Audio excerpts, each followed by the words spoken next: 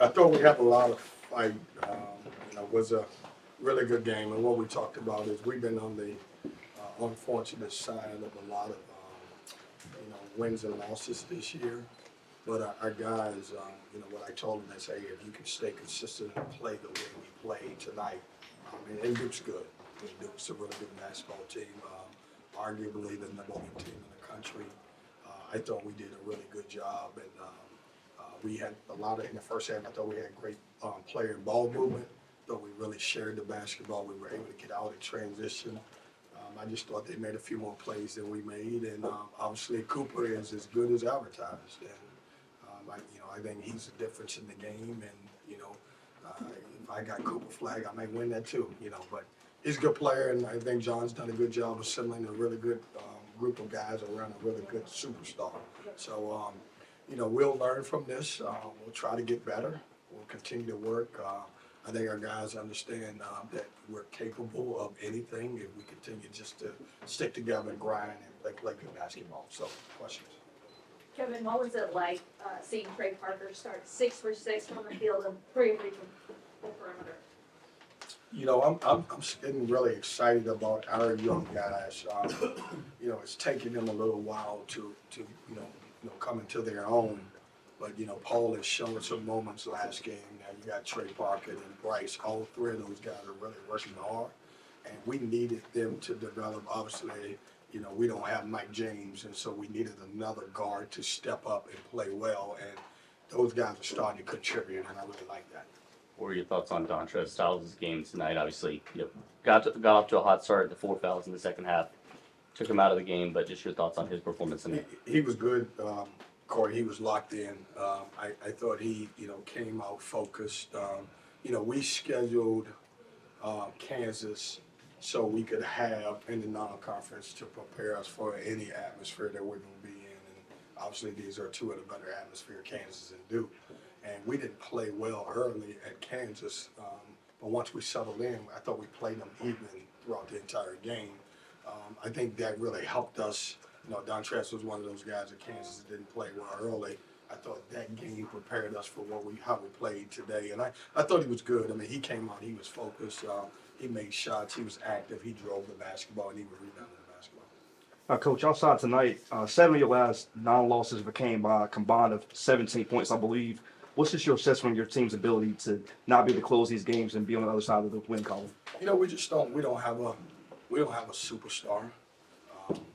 I thought when things got really tight for Duke, everybody in the entire building knew who they were going to.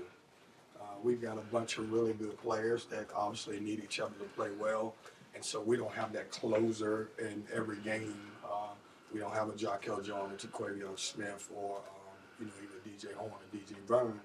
And so that's one of the reasons why you have to figure out at the end of the games, like, who is playing the best basketball and try to get them involved. That being said, I love our team.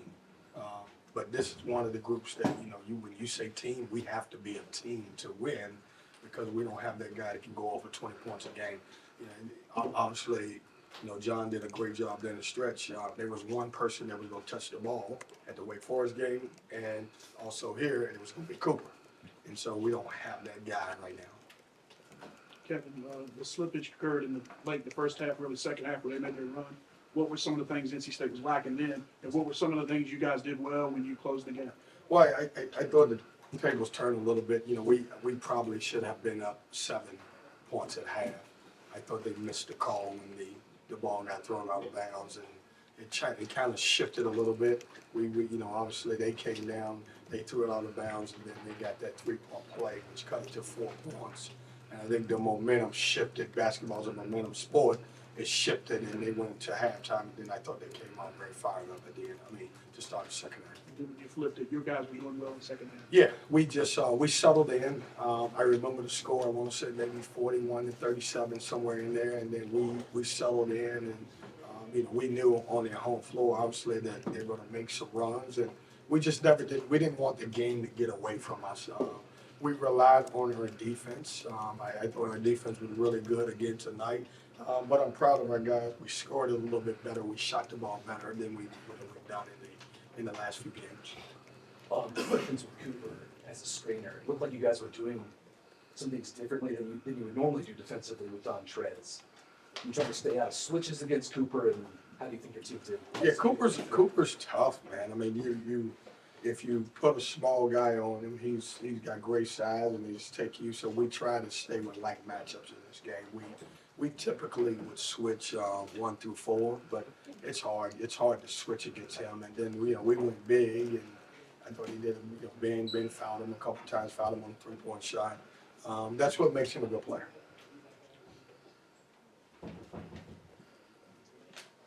What was your message, sir, to your team at the end here and going forward? I think you got about 5-6 days off, I guess, for the next one.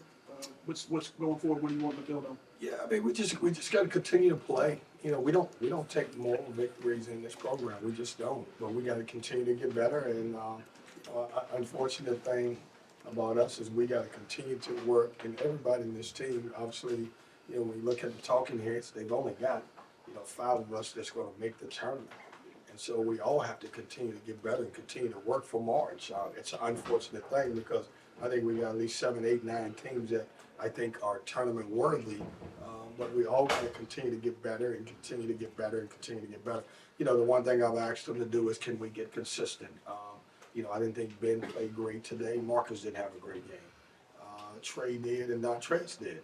So how can we all get on the same page? And what do you do if you're not scoring basketball? Is there other things that you can do that we can count on as a staff going into every game? Like, this guy's really good, but what's your second thing that you can do other than scoring the basketball? And just stay consistent. We got to stay locked in. And, obviously losing is tough, but when you're playing better, I think we're playing better, we just got to get over the hump. And we will. I don't know when it'll happen, but we'll get over the hump.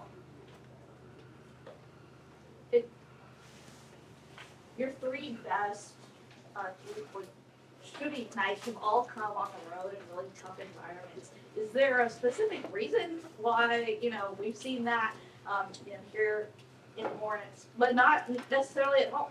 Yeah, I got to figure it out. I mean, we didn't even do a shoot around here. We made shots. I mean, maybe we just don't go. Maybe we just won't practice at our own facility anymore. I don't know. It's just, shooting is it's a confidence thing. We worked the last day because that's all we had in between being shot ready. I didn't think we were shot ready, and most of them we were standing high and low and then shoot. We wasn't shot ready, and I just think we made shots, and we're not as bad as we've shot the ball over the last 2 weeks, and we made shots today. And we just got to continue to do that. Speaking of confidence, it seems like Michael was a bit rattled there in the second half. He had those 2 air balls, 7 for 11 minutes during that half. What was your perspective on his composure there, and how you're going to boost that morale? Yeah, I wouldn't call him rattled. I mean, not a guy that hit the shot. You can't call him rattled. I just thought the shot clock was running down, and he had to take a shot. And, now everybody that shoots an air ball, you can't call it rattled. I just thought he just missed a couple shots.